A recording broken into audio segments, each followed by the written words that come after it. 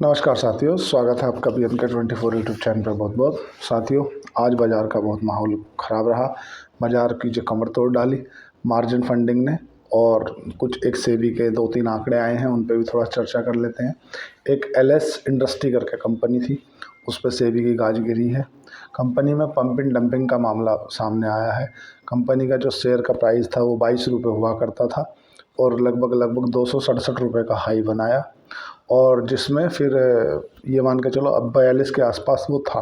तो उसमें सेबी ने जाके देखा कि यार ऐसा क्या है कि स्टॉक 10 गुना हो गया है, कुछ काम है नहीं है, धंधा है नहीं है, कुछ नहीं है। सेबी ने एक तो उस पर गाज गिरी है। दूसरा एक और मामला सामने आया SME कंपनी का। कंपनी का नाम है कलारित ट्रेड्स करके एक कंपनी है, टेक्सटाइल की कंपनी है। उसे भारी पड़ गया, SME सेक्टर की कंपनी है। 51 लाख रुपए का HDFC से क्रेडिट कार्ड यूज़ कर लिया, उसका फंड नहीं दिया, उसको पेमेंट नहीं किया तो उन्होंने सेबी को एक मेल डाल दिया। तो एक मेल कितना भारी पड़ सकता है कंपनी को, वो आज देखने के लिए मिला। तो उस कंपनी पे भी सेबी की गाज गिरी है, ठीक है। उस पर भी कुछ मार्जिन मतलब फंडिंग पर रोक लगा दी है सेबी ने कि आप किसी से फंडिंग नहीं कर सकते हो। अब बाज़ार की बात कर लेते हैं कि मुख्य बाज़ार की वजह क्या रही गिरने की। देखो, कल बाज़ार डर रहा था कि फ्राइडे को डोनाल्ड ट्रंप ने बोला था कि हम इतना टैरिफ लगा देंगे, लेकिन एक्चुअली उन पर साइन कर दिया है। जो वो बोल रहे थे लगाने के लिए वो लग चुका है, और उन्होंने देशों पे टैरिफ नहीं लगाया, उन्होंने प्रोडक्ट पे टैरिफ लगाया है।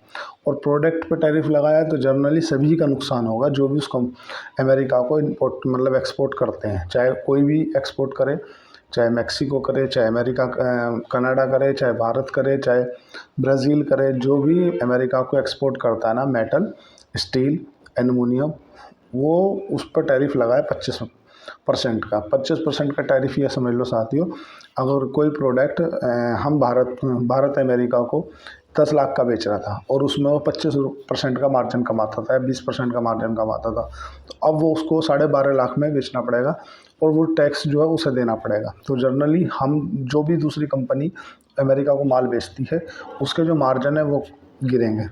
वो इतना ज़रूर है कि वहाँ पे महंगाई बढ़ जाएगी, पर वो एक सेकंड कैपिटल है। RBI हालांकि इसे नज़र में रखे हुए है। RBI ने भी इसमें 13 फरवरी को जो सरकारी फंडिंग लेने वाली थी RBI, reserve bank of India, open market option के जरिए 20,000 करोड़ रुपए की सिक्योरिटी बॉन्ड खरीदने वाली थी, उसे बढ़ा के 40,000 करोड़ रुपए कर दिया है। लेकिन RBI भी अकेली क्या क्या संभाले। RBI को इन्फ्लेशन पे भी देखना है, RBI को रुपये की जो वैल्यू डिक्रीज़ हो रही है उस पर भी ध्यान देना है। तो 2-3 चीज़ें हैं। आज आंकड़े भी अच्छे आए हैं, लेकिन आंकड़े ज़्यादा कुछ बता नहीं पाए और ना ही बाज़ार को संभाल पाए। आज जो सबसे बड़ा कारण रहा बाज़ार को गिरने में साथियों, वो रहा मार्जिन कॉल। मार्जिन कॉल क्या होता है कि जो फाइनेंसर होता है, जब भी इतनी गिरी हुई मार्केट रहती है ना, तो उसमें 2 ही लोग बेच पाते हैं।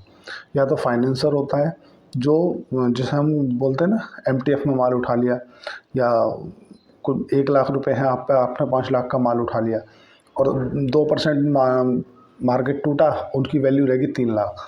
तो आपको फाइनेंसर बोलता है, चाहे मोतीलाल ओसवाल हो, चाहे शेर खान हो, चाहे कोई भी हो, वो बोलता है कि आप इसमें 1 लाख रुपए और डालो, नहीं तो मैं माल बेच रहा हूँ।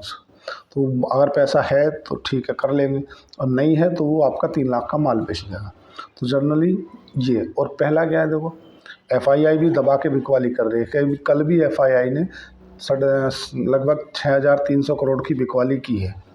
तो मार्जिन, एक तो मार्जिन शॉर्टफॉल आ रहे हैं लोगों के, मार्जिन शॉर्टफॉल आ रहे हैं, ऊपर से FII बिकवाली कर रही है।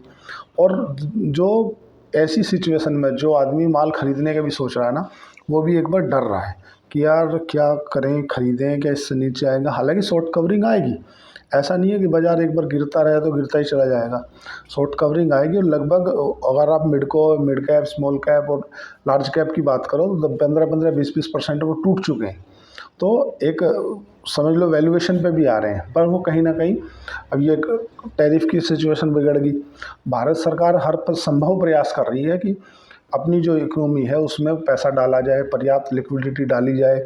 अपनी जो जिस हिसाब से भी कंजप्शन को बढ़ावा देना है, चाहे रेपो रेट में बदलाव करना है, चाहे अपना गवर्नमेंट के सिक्योरिटी बॉन्ड खरीदने हैं, चाहे लोगों के टैक्स में रियायत देनी है, भारत सरकार या RBI हर संभव प्रयास कर रही है। पर लेकिन कुछ एफआईआई जो है हर रोज़ बेचते हैं, हर रोज़ बेचते हैं, हर भाव पे बेचते हैं। दूसरा, अब जो लोकल फंड है वो उतना पर्याप्त नहीं माल खरीद पा रहे, और जब वो ही नहीं खरीदेंगे क्योंकि उनका ट्रस्ट है। और जो रिटेल है, रिटेल तो समझ लो और भी ज़्यादा पैनिक करता है, और जब वो पैनिक करता है तो कुछ तो वो माल अपने से बेचता है, कुछ मार्जिन शॉर्टफॉल के कारण कट जाता है। तो ये सिचुएशन बनी है साथियों। अगर आपका जो टाइम होराइजन 1 साल से 2 साल है या 3 साल है, तो आपको बने रहना है, लॉस में माल नहीं काटना। क्योंकि अभी तक का जो इतिहास का रिकॉर्ड रहा है, चाहे 2008 जैसी करंट देख लो, चाहे 2020 जैसी करेक्शन देख लो, चाहे 2000 जैसी देख लो, मतलब अगर जो भी आदमी मार्केट में बना रहे हैं वो पैसे लेके निकला है। पैसा बनता है, बनेगा, पर लेकिन आपको लंबे समय के लिए बनना है, लंबे समय के लिए बने रहना है, तो आपको कुछ पैसा बन जाएगा। आप अगर आपका टाइम हो रहा है जन 1 साल 2 साल है, तो आपको बने रहना है। ज़्यादा से ज़्यादा 1-2 महीने की ये सिचुएशन है। जब शुरू में झगड़ा होता है, आपने देखा होगा ना, हाथ ऐसे ऐसे कर लेता आदमी, ऐसे ऐसे, तो वो अभी वही सिचुएशन चल रही है। तो अभी किसी ने बाँह चढ़ा रखी है, अभी कोई कुछ टैरिफ लगा दिया, ये कर दिया, वो कर दिया, इस तरह की सिचुएशन बनी हुई है।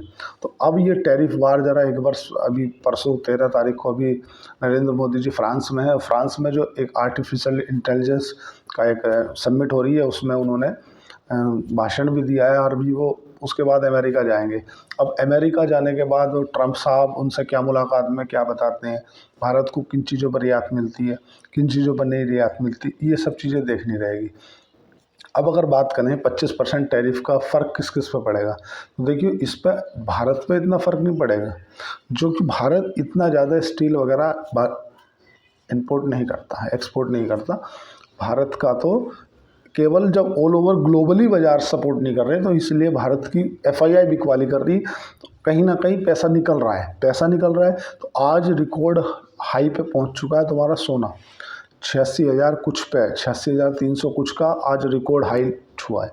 जनरली अगर बाजार में बात करें साथियों, तो 10% का रिटर्न दे चुका है सोना, गोल्ड।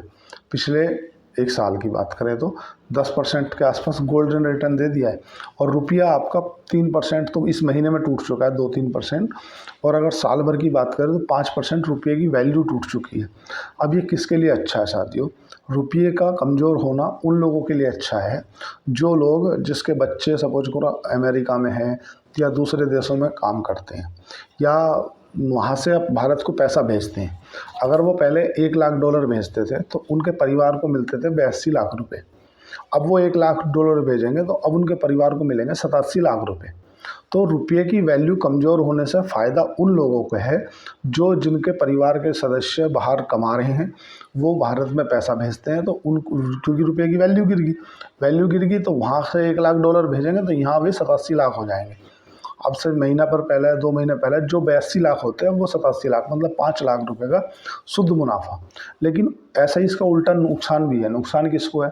किसी को अपना बच्चा भेजना है अमेरिका पढ़ने, अगर उसका सपोज करो जो फीस है उसकी वो $1,000 है, ऐसा मान लो, तो अगर उसे 82,000 रुपये देने पड़ रहे थे, तो अब उसे 87,000 देने पड़ेंगे, मतलब 5,000 रुपये का शुद्ध नुकसान है। दूसरा, जो इंपोर्ट है, इंपोर्ट महंगे हो जाएंगे आपको। अगर आपको अमेरिका से कोई प्रोडक्ट खरीदना है और आपको $1 लाख का खरीदना है, तो वो 80 लाख रुपए का आता, अब वही सामान आपका 87 साढ़े 87 लाख का आएगा, 88 लाख, तो मोटा मोटी 6 लाख का आपको नुकसान हो गया। ठीक है, तो आज बाजार में जो सबसे गिरावट की मेन वजह रही है साथियों, वो रहा है तुम्हारा मिड कैप स्मॉल कैप में एक तरफा से ताबड़तोड़ बिकवाली होना, और 200 डे मूविंग एवरेज को नीचे की ओर ब्रेक कर रहा है जो मिड कैप है। अब वो कहीं ना कहीं देखो, हर सिचुएशन सही होने के बाद भी, उसके बावजूद भी बाजार गिर रहा है। अच्छी कंपनियां, फंडामेंटली अच्छी कंपनियां आपको उठा के 1-2 साल के लिए रखनी है।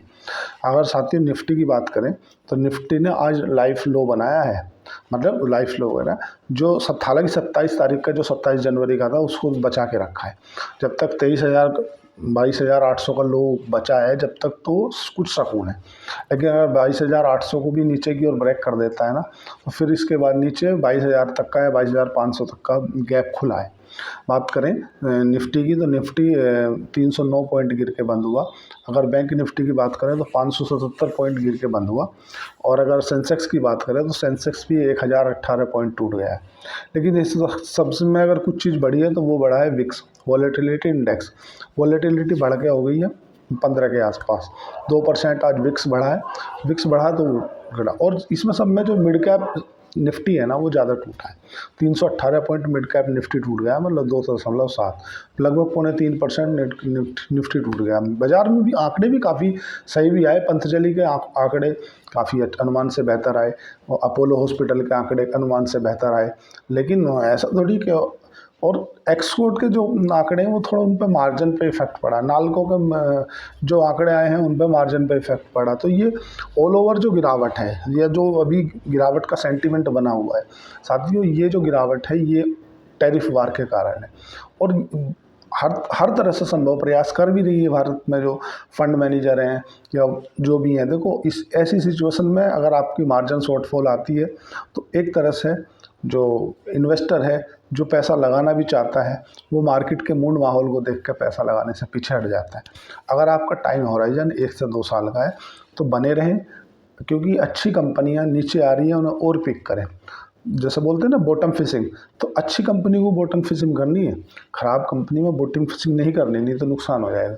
और 13 तारीख को देखते हैं, अब पीएम साहब जा रहे हैं, और जो आरबीआई है, आरबीआई भी अब 40,000 करोड़ की बॉन्ड सिक्योरिटी खरीद लेगी तुम्हारा ओपन मार्केट के ऑक्शन के जरिए, तो उससे भी थोड़ा बहुत बाज़ार को काफ़ी मिलेगा। अब बात कर लेते हैं कि किन किन देशों पे इसका ज़्यादा इफेक्ट पड़ेगा साथियों। कनाडा, मैक्सिको, तुम्हारा जर्मनी या ब्राज़ील, ये सब देश जो ना उनको ज़्यादा, कुछ एशियाई देश भी अपन नहीं आते, लेकिन उसमें अपन इतना इंपोर्ट एक्सपोर्ट नहीं करते जिससे हमें नुकसान ज़्यादा हो। पर चूँकि ऑल ओवर ग्लोबली ये तो दबाव तो सभी पे है ना। 2008 में जब क्राइसिस हुआ था तो भी अमेरिका ने इसी तरह के स्टेप उठाए थे। अमेरिका एक ऐसी चाबी है टैरिफ की, वो कहीं भी लगा देता है। दूसरा वो क्या है, एक सेकंड स्टेप का टैरिफ होता है। एक तो होता है चलो आपने टैक्स लगा दिया, एक टैरिफ ऐसा होता है कि अगर आपने इस देश से को, जैसे रूस के ऊपर केवल 1 नंबर का टैरिफ लगा रखा है, इसके बाद एक टैरिफ और आता है जिसे वो सेकेंडली बहुत कम यूज़ करते हैं। अगर वो टैरिफ लगा देते तो जो देश उससे कुछ खरीद भी रहा है ना, उस देश पे भी वो टैरिफ लग जाएगा। और उस टैरिफ का नुकसान क्या है साथियों, उस टैरिफ का नुकसान ये है कि जो यूट्यूब से आने वाली कमाई है या जो भी आपको दूसरे देशों से फंडिंग आ रही है वो बंद हो जाता है। मतलब एक शिफ्ट सिस्टम है जो जनेवा में है, स्विट्ज़रलैंड में, जो ऑल ओवर पूरे देशों की एक देश से दूसरे देश में पैसा ट्रांसफ़र करने के लिए कनेक्ट रहता है। तो यूट्यूब के माध्यम से आए, चाहे मतलब अपन जो भी कुछ कहीं से भी पैसा जो विदेश से डॉलरों में जिसका पैसा आता है वो स्विफ्ट कनेक्शन के ज़रिए ही आता है। लेकिन अगर अमेरिका ने स्विफ्ट कनेक्शन वाला टैरिफ लगा दिया तो आपको उससे ही बाहर निकाल के रख दिया जाएगा, मतलब उस बास्केट से बाहर निकाल के रख दिया जाएगा। आपके साथ ना कोई ट्रेड करेगा, ना आपको कोई फंड देगा और ना आपसे कोई फंड लेगा। तो ऐसी सिचुएशन में आज मतलब कुछ चाहते हुए भी कोई कुछ नहीं कर पाता, जैसा इराक के साथ में हुआ था। मतलब इराक में जब ट्रंप साहब आए थे उन्होंने क्या कर दिया था, वो वाला सिस्टम लगा दिया था। तो इराक इतना सस्ता तेल बेच रहा था, लेकिन उसके बाद भी इराक का कोई तेल नहीं खरीद रहा था। क्यों नहीं खरीद रहा था? क्योंकि अगर कोई इराक से तेल खरीदता तो उसके ऊपर भी वो टैरिफ लागू हो जाता, और उसके पास में भी जो आने वाली फंडिंग है, चाहे इंटरनेशनल मॉनेटरी फंड से फंडिंग आए, चाहे डेवलपमेंट बैंक से फंडिंग आए, चाहे किसी भी जरिए से बाहर विदेशों से जो फंडिंग है वो उस पर रोक लग जाती। आप कोई ट्रांजेक्शन नहीं कर सकते थे कोई।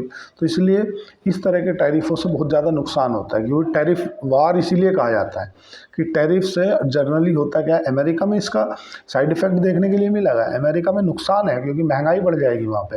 पर ठीक है, अभी थोड़ा सा अब 2-4 दिन की सिचुएशन ऐसी रहेगी, उतार चढ़ाव लगा रहेगा। हाँ, शॉर्ट कवरिंग आएगी, इसलिए अच्छी कंपनियां, अगर फंडामेंटली मजबूत कंपनियां हैं तो उनमें बॉटम फिशिंग की जा सकती है, लेकिन अपने फाइनेंशियली एडवाइज़र से पूछ के ही। तो साथियों, घबराने की बात है नहीं, कहीं ना कहीं पैनिक सेलिंग है, मार्जिन शॉर्टफॉल है, लोगों के मार्जिन शॉर्ट आ रहे हैं, उस कारण से उनके माल कट रहे हैं, और कल फिर कटेंगे, परसों फिर कटेंगे। ऐसे 2-3 दिन जब बाजार गिरता है तो और गिरता है, जब चढ़ता है तो फिर 2 दिन तक 3 दिन तक चढ़ता है। ऐसा समझो, मान लो आज मैंने कोई माल 100 रुपये में आया, उसकी कीमत रहेगी 80 रुपये, मुझे बोला ला 20 रुपये दे दे, नहीं तो मैं माल बेच रहा हूँ। मैंने पैसा नहीं दिया, उनने 80 में मेरा माल काट दिया। तो मेरा माल 80 में कटा, तो जिस आदमी की 80 में मार्जिन शॉर्टफॉल था, अब उस पर रिस्क आ गया कि यार तू माल पैसे दे, नहीं तो मैं तेरा भी माल कट जाएगा। अब 60 वाले का कटेगा। तो जब माल कटता चला जाता है तो लोगों के और मार्जिन शॉर्टफॉल होते चले जाते। सेम सिचुएशन होती है बढ़ने में। जब बढ़ता चला जाता तो एक बार बोलते हैं बढ़ रहा है बाजार, और पैसा डालो, और बढ़ रहा है और पैसा डालो, और डर रहा है और पैसा डालो, है ना, और जब डरते हैं तो और बेचो, और भी बेच दो, और भी बेच दो। इस तरह सिचुएशन होती है साथियों। चैनल को लाइक करें, सब्सक्राइब करें, कमेंट करें। टेंशन लेने की बात नहीं है, चिंता नहीं करें। अगर आपका टाइम हो रहा है, जन लंबा है, बने रहे, परेशान ना हो। परेशान की स्थिति है पर लेकिन आज तो घबराने की स्थिति लगी थी, लेकिन घबराना है नहीं, बने रहना है। धन्यवाद, थैंक यू।